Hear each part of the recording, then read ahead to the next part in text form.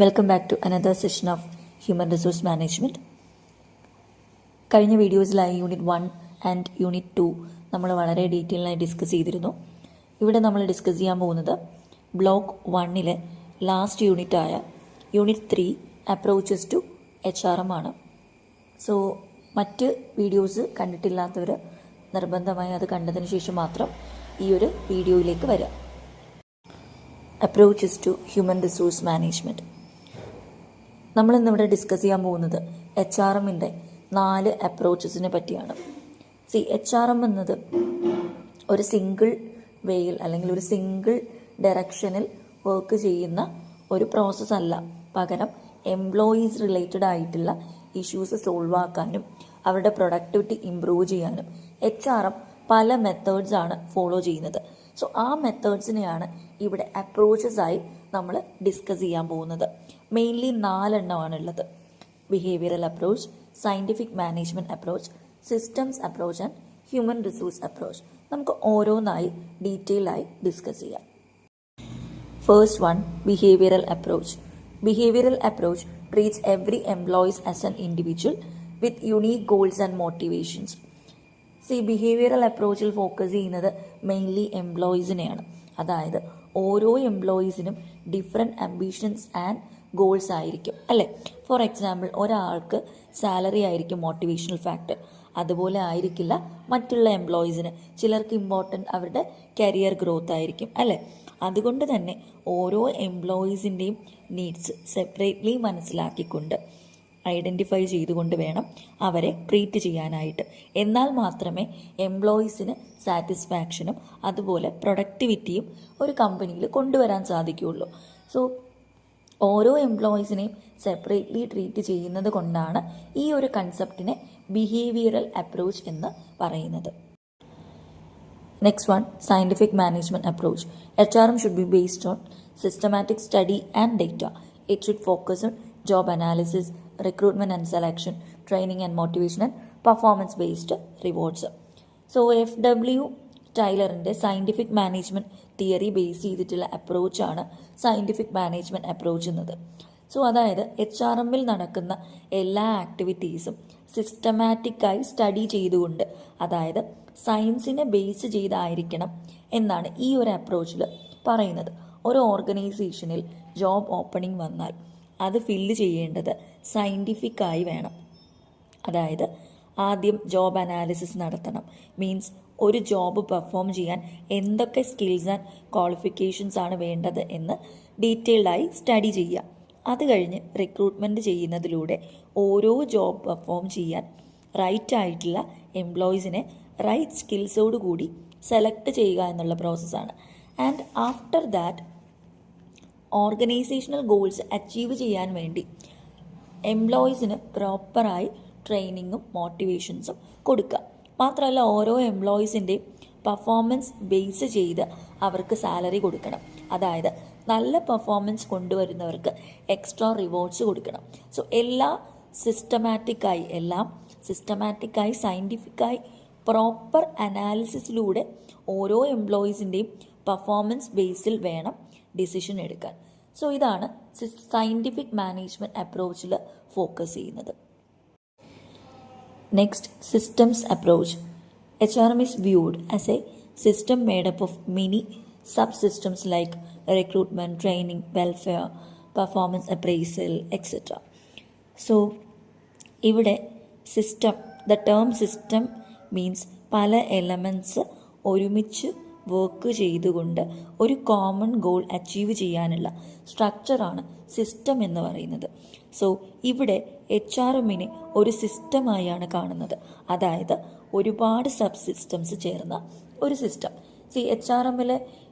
HRMലുള്ള important functions പോലെ തന്നെ, അതായത് HRMൻ്റെ ഇമ്പോർട്ടൻറ്റ് ഫങ്ഷൻസ് എന്താ?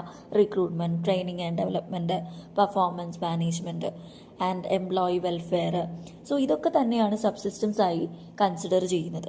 ഈ സബ് സിസ്റ്റംസൊക്കെ ഒരുമിച്ച് വർക്ക് ചെയ്തുകൊണ്ട് ആണ് എംപ്ലോയീസിനെ ഒരു പ്രൊഡക്റ്റീവ് ഹ്യൂമൻ റിസോഴ്സായി മാറ്റുന്നത്. സിസ്റ്റംസ് അപ്രോച്ചിനെ 3 സ്റ്റേജായാണ് ഡിവൈഡ് ചെയ്തിട്ടുള്ളത്. ഒന്നാമത്തത് input, second one process and the third one output. നമുക്ക് ഓരോന്നായി ഡീറ്റെയിൽ ആയിട്ട് ഡിസ്കസ് ചെയ്യാം. Input stage. Employees R consider the primary input in HRM. They are treated as valuable assets, not just labor. So ഇവിടെ ഇൻപുട്ടായി consider ചെയ്യുന്നത് എംപ്ലോയീസിനെയാണ്. ഒരു ഓർഗനൈസേഷനിൽ എംപ്ലോയീസിനെ just workers ആയിട്ടല്ല കൺസിഡർ ചെയ്യുന്നത്, പകരം ഏറ്റവും വാല്യുബിൾ ആയിട്ടുള്ള അസറ്റ് ആയിട്ടാണ് ട്രീറ്റ് ചെയ്യുന്നത്. ഒരു ഓർഗനൈസേഷൻ്റെ ഏറ്റവും ഇമ്പോർട്ടൻ്റ് ആയിട്ടുള്ള പ്രൊഡക്ഷൻ ഫാക്ടറാണ് എംപ്ലോയീസ്. ബിക്കോസ് ഒരു ഓർഗനൈസേഷനെ മറ്റ് ഓർഗനൈസേഷനിൽ നിന്നും വ്യത്യസ്തമാക്കുന്നത് അവിടെ ജോലി ചെയ്യുന്ന എംപ്ലോയീസിൻ്റെ കഴിവാണ്. ഫോർ എക്സാമ്പിൾ, ഒരു മെഷീൻ കംപ്ലൈൻ്റ് ആയാൽ നമുക്ക് വളരെ ഈസിയായി റീപ്ലേസ് ചെയ്യാൻ പറ്റും. ബട്ട് അതുപോലെയല്ല ഒരു വളരെ എക്സ്പീരിയൻസ്ഡ് ആയിട്ടുള്ളൊരു എംപ്ലോയി കമ്പനിയിൽ നിന്നും റിട്ടയർ ചെയ്യുമ്പോൾ ഉണ്ടാവുന്ന എഫക്റ്റ്, ഒരു റീപ്ലേസ്മെൻറ്റ് എന്നുള്ളത് കിട്ടാൻ വളരെ ടാസ്ക് ആയിരിക്കും അല്ലേ. Next, process stage. Processes are the series of stages through which the input are transformed into outputs. Okay, so ഒരു ഓർഗനൈസേഷനിലെ ഇൻപുട്സ് ആയ എംപ്ലോയീസിനെ പ്രൊഡക്റ്റീവ് ഹ്യൂമൻ റിസോഴ്സിലേക്ക് മാറ്റുന്നതിന് വേണ്ടി ഫോളോ ചെയ്യുന്ന സ്റ്റേജസ് ആണ് പ്രോസസ് സ്റ്റേജ് എന്ന് പറയുന്നത്. ഓക്കെ, ഈ ഒരു സ്റ്റേജ് 3 ഡിവൈഡ് ചെയ്തിട്ടുള്ളത്. ഒന്നാമത്തത് അക്വിസിഷൻ, രണ്ടാമത്തത് development and the third one is motivation. Process സ്റ്റേജിൻ്റെ 3 ഡിവിഷൻസ് നമുക്ക് ഡിസ്കസ് ചെയ്യാം. Acquisition stage, development stage and motivation stage.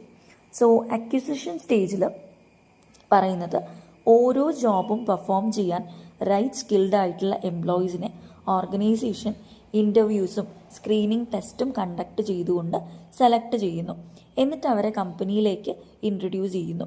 അവർക്ക് കമ്പനി പോളിസീസ് പറഞ്ഞു കൊടുക്കുന്നു, അവരുടെ ജോബ് റോളിലേക്ക് എന്ത് ചെയ്യുന്നു, പ്ലേസ് ചെയ്യുന്നു.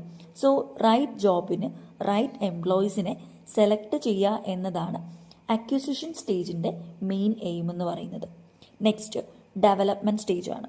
സോ ഡെവലപ്മെൻറ്റ് സ്റ്റേജിൽ എംപ്ലോയീസിൻ്റെ പ്രൊഡക്ടിവിറ്റി ഇംപ്രൂവ് ചെയ്യാൻ അവർക്ക് ട്രെയിനിങ് കൊടുക്കുന്നു, അവർക്ക് കരിയർ ഡെവലപ്മെൻറ്റ് ഓപ്പർച്യൂണിറ്റീസ് പ്രൊവൈഡ് ചെയ്യുന്നു. അതായത് എംപ്ലോയീസിൻ്റെ ഗ്രോത്തിനെ സപ്പോർട്ട് ചെയ്യാനായി ഗൈഡൻസ്, വർക്ക്ഷോപ്സ്, അതുപോലെ കമ്പനി സ്പോൺസർ ചെയ്യുന്ന സ്റ്റഡീസൊക്കെ ഓഫർ ചെയ്യുന്നു. ഇതൊക്കെയാണ് ഈ സ്റ്റേജിൽ കോൺസെൻട്രേറ്റ് ചെയ്യുന്നത്. So next, last one motivation സ്റ്റേജാണ്. സോ ഇവിടെ എംപ്ലോയീസിൻ്റെ പെർഫോമൻസ് റെഗുലറായി മോണിറ്റർ ചെയ്ത് ഇവാലുവേറ്റ് ചെയ്യും. അവരുടെ പ്രൊഡക്ടിവിറ്റി ഇംപ്രൂവ് ചെയ്യാനായിട്ട് സാലറി, ബോണസ്, അതുപോലെ വെൽഫെയർ ബെനിഫിറ്റ്സ് ഒക്കെയാണ് മോട്ടിവേഷനായി കൊടുക്കുന്നത്. സിസ്റ്റംസ് അപ്രോച്ച് 3 സ്റ്റേജായി ഡിവൈഡ് ചെയ്തിട്ടുണ്ട്. ഇൻപുട്ട് സ്റ്റേജ് നമ്മൾ ഡിസ്കസ് ചെയ്തു, പ്രോസസ് സ്റ്റേജ് ഡിസ്കസ് ചെയ്തു, and the last one output സ്റ്റേജാണ്. സോ ഒരു ഓർഗനൈസേഷൻ എംപ്ലോയീസിൽ നിന്നും എക്സ്പെക്റ്റ് ചെയ്യുന്ന റിസൾട്ടാണ് ഔട്ട്പുട്ട് എന്ന് പറയുന്നത്. സോ മെയിൻലി 3 ഇമ്പോർട്ടൻറ്റ് ഔട്ട്പുട്ട് ഫാക്ടേഴ്സാണുള്ളത്. ഒന്നാമത്തത് productivity, then readiness to change, the last one employee satisfaction. So productivity means employees നല്ല പെർഫോമൻസ് കൊണ്ടുവരുമ്പോൾ ഓർഗനൈസേഷൻ്റെ പ്രൊഡക്ടിവിറ്റി ഇംപ്രൂവ് ആവും. സോ അത് തന്നെ വലിയൊരു ഔട്ട്പുട്ടാണ്. So second one, readiness to change. Business environment എന്നത് എപ്പോഴും ചേഞ്ചസ് ഉണ്ടാവുന്ന ഫീൽഡാണ്. അതുകൊണ്ട് തന്നെ കമ്പനി ചേഞ്ചസിൽ സർവൈവ് ചെയ്യണമെങ്കിൽ എംപ്ലോയീസ് അതിന് റെഡി ആയിരിക്കണം. മാർക്കറ്റിൽ ഉണ്ടാവുന്ന ചേഞ്ചസിലേക്ക് അഡാപ്റ്റ് ചെയ്യണമെങ്കിൽ, ഒരു കമ്പനി അഡാപ്റ്റ് ചെയ്യണം, എംപ്ലോയീസിനെ അഡാപ്റ്റ് ചെയ്യണമെങ്കിൽ HRM അവിടെ വളരെ ഇമ്പോർട്ടൻ്റ് ആണ്. And then employee satisfaction. ഇതാണ് HRMലെ ഏറ്റവും ഇമ്പോർട്ടൻ്റ് ആയിട്ടുള്ള ഔട്ട്പുട്ട് എന്ന് പറയുന്നത്. എംപ്ലോയീസ് സാറ്റിസ്ഫൈഡ് ആണെങ്കിൽ അവരുടെ ജോബിൽ കമ്മിറ്റ്മെൻറ്റ് ഉണ്ടാവും, അതുപോലെ പ്രൊഡക്ടിവിറ്റി ഇൻക്രീസ് ചെയ്യും. സോ ഇതൊക്കെയാണ് സിസ്റ്റം അപ്രോച്ചസ് ടു HRMൽ മെയിൻലി കോൺസെൻട്രേറ്റ് ചെയ്യുന്നത്. The last approach, human resource approach. Employees are seen as resources, assets or investments. They must be developed, maintained and utilised to achieve individual and organisational goals. So ഈ ഒരു അപ്രോച്ചിൽ എംപ്ലോയീസിനെ resources, assets അല്ലെങ്കിൽ investment ആയിട്ടാണ് consider ചെയ്യുന്നത്.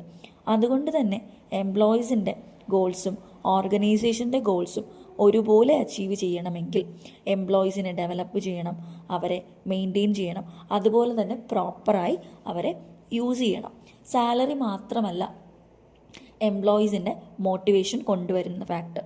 അവർക്ക് ജോബിൽ കൊടുക്കുന്ന ഓരോ റെസ്പോൺസിബിലിറ്റീസ്, ഓരോ ഡിസിഷൻസ് എടുക്കാനുള്ള ഫ്രീഡം, ഇതൊക്കെ അവരിൽ മോട്ടിവേഷൻ ഉണ്ടാക്കും. സോ ഓർഗനൈസേഷൻ എംപ്ലോയീസിനെ ട്രസ്റ്റ് ചെയ്യുന്നു എന്ന് തോന്നിയാൽ അവർ നല്ല പെർഫോമൻസ് കൊണ്ടുവരും. അതുപോലെ തന്നെ കമ്മിറ്റ്മെൻറ്റും ഉണ്ടായിരിക്കും. സോ അതുകൊണ്ട് തന്നെ HR വളരെ സിസ്റ്റമാറ്റിക്കായി എംപ്ലോയീസിനെ മോട്ടിവേറ്റ് ചെയ്യണം ത്രൂ എന്ത് ചെയ്യുക, അവർക്ക് ചലഞ്ചിങ് ആയിട്ടുള്ള ഓപ്പർച്യൂണിറ്റീസ് പ്രൊവൈഡ് ചെയ്യുന്നതിലൂടെ അവരെ എന്ത് ചെയ്യുക, സിസ്റ്റമാറ്റിക്കായിട്ട് പ്രോപ്പറായി മോട്ടിവേറ്റ് ചെയ്യുക എന്നുള്ളതാണ് ഹ്യൂമൻ റിസോഴ്സ് അപ്രോച്ചിൽ കോൺസെൻട്രേറ്റ് ചെയ്യുന്നത്. സോ ഇതുവരെ HRMൻ്റെ ഡിഫറെൻറ്റ് അപ്രോച്ചസ് നമ്മൾ ഡിസ്കസ് ചെയ്തു. ഇനി സ്ട്രാറ്റജിക് HRMും ട്രഡീഷണൽ HRMും തമ്മിലുള്ള ഒരു ഡിഫറൻസ് നമുക്ക് ഡിസ്കസ് ചെയ്യാം. ഒരു എക്സാമ്പിളിലൂടെ തന്നെ സ്റ്റാർട്ട് ചെയ്യാം.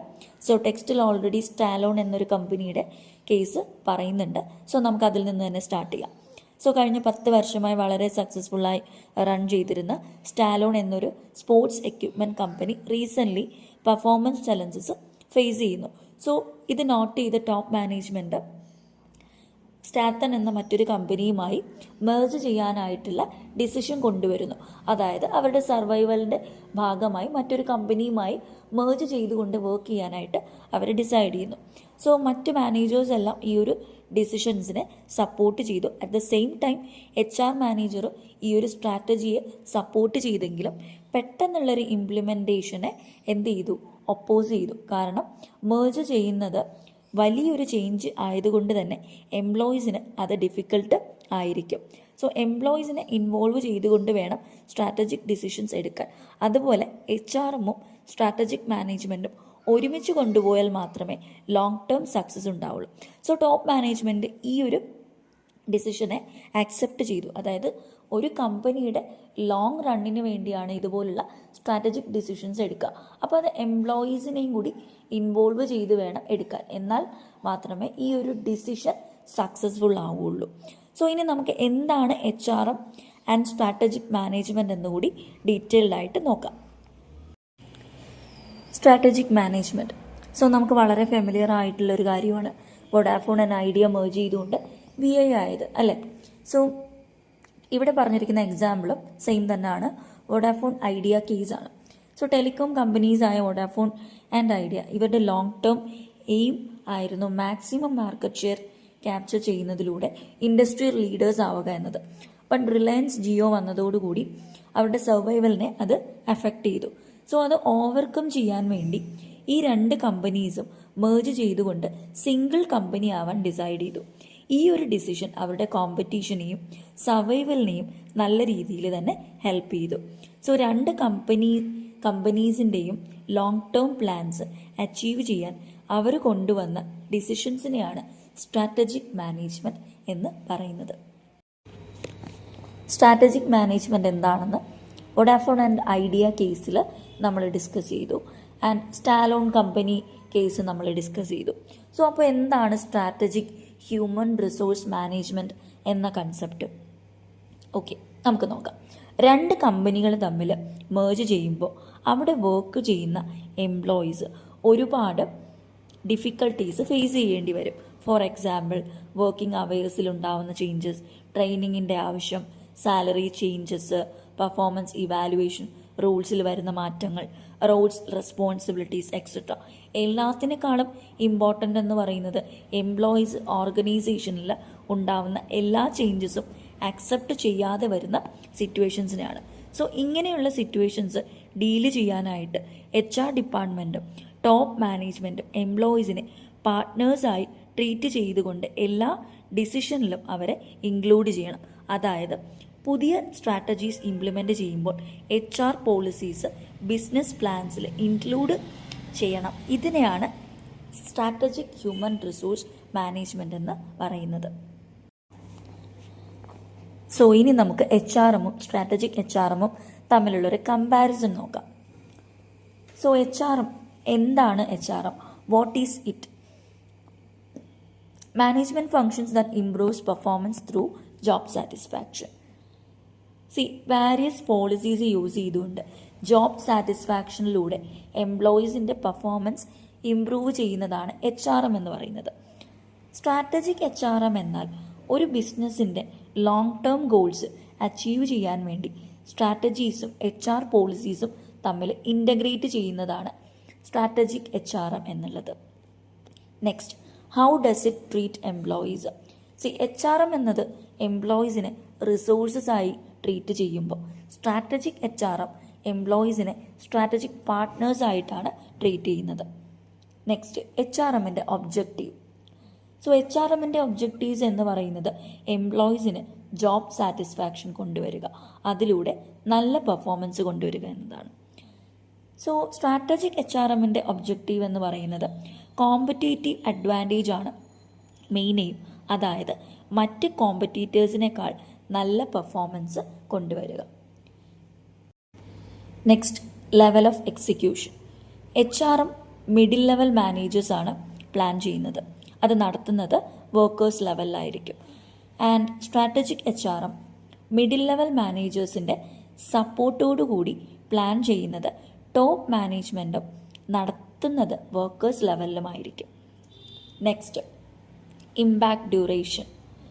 HRM ഷോർട്ട് ടേം എഫക്റ്റും അതുപോലെ സ്ട്രാറ്റജിക് HRM കോംപ്ലക്സ് പ്രോസസ്സുമാണ്, അതുപോലെ ലോങ് ടേം ഇമ്പാക്റ്റ് ആയിരിക്കും ഉണ്ടാക്കുക.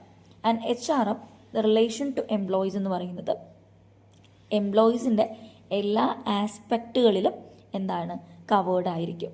ആൻഡ് സ്ട്രാറ്റജിക് HRM എന്ന് പറയുന്നത് സ്ട്രാറ്റജിക് ഡിസിഷൻസിൽ മാത്രമായിരിക്കും കോൺസെൻട്രേറ്റ് ചെയ്യുക. ആൻഡ് ദ സ്കോപ്പിലേക്ക് വരുമ്പോൾ HRM ഹ്യൂമൻ റിസോഴ്സ് ഫങ്ഷൻസിലേക്ക് മാത്രം ലിമിറ്റഡ് ആയിരിക്കും. ബട്ട് സ്ട്രാറ്റജിക് HRM എന്ന് പറയുന്നത് വൈഡ് സ്കോപ്പ് ഉണ്ടായിരിക്കും, അതായത് it includes optimal use of all organisational resources, എല്ലാ ഓർഗനൈസേഷണൽ റിസോഴ്സിനെയും ഇമ്പാക്റ്റ് ചെയ്തിരിക്കും. ഈ ഒരു വീഡിയോയിൽ യൂണിറ്റ് 3 അപ്രോച്ചസ് ടു HRM നമ്മൾ കംപ്ലീറ്റ്ലി ഡിസ്കസ് ചെയ്തു.